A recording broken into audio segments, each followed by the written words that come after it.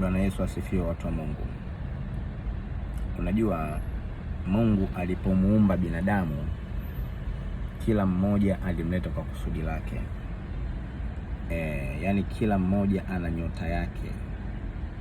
Kila mmoja alimpa namna ambayo atakuja hapa duniani akaishi na kusurvive kwa neema kabisa na baraka kubwa. Sasa usije ukaniambia mambo ya nyota sijui hayapo kwenye Biblia. Ukumbuke hata mamajusi waliona nyota ya Yesu na wakaifuatilia mpaka wakampata alipokuwa mtoto. Kwa hiyo nyota ipo kibiblia.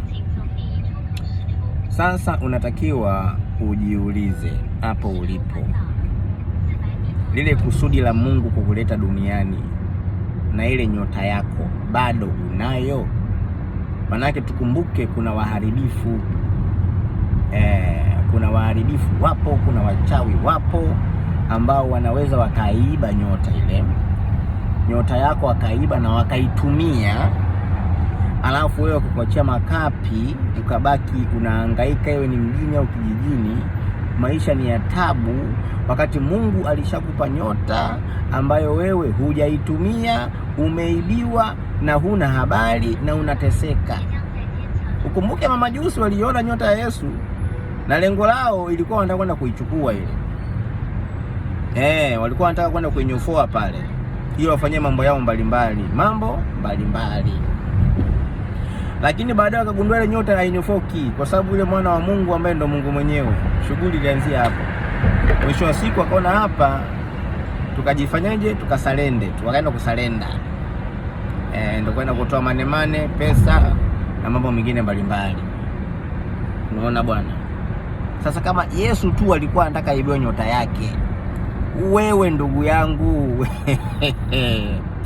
hiyo nyota yako iko salama? Kwa hiyo mimi nakushauri, rudi kwenye misingi yako, rudi kwenye misingi ya kimungu. Jiconnect na Mungu, rudi kwenye madhabahu, omba misamaha, usamehewe dhambi zako zote, au sababu maadui zako wapigwe, toa sadaka. Unaona bwana, rudi kwenye kusudi la Mungu ili nyota yako irudi. Hakuna mtu aliumbwa ili aje ateseke hapa duniani. Hilo sio kusudi la Mungu babu. Mimi nakwambia watu tu wamefeli kwa sababu wengine wameibiwa nyota bila kujua, wanateseka bila kujua. Alafu mbaya zaidi wanakimbilia kwa hao waganga ambao ndio wezi wa nyota. Mganga atakupa nini? Mganga ni binadamu kama wewe. Huyo mganga kaumbwa na Mungu. Leo atakuja na nguvu kuliko Mungu mwenyewe.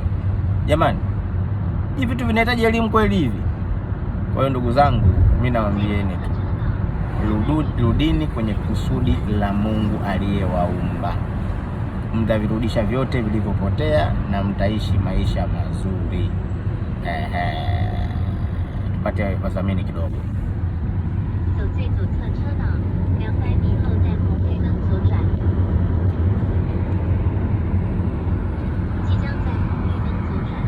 Nchi za wenyewe.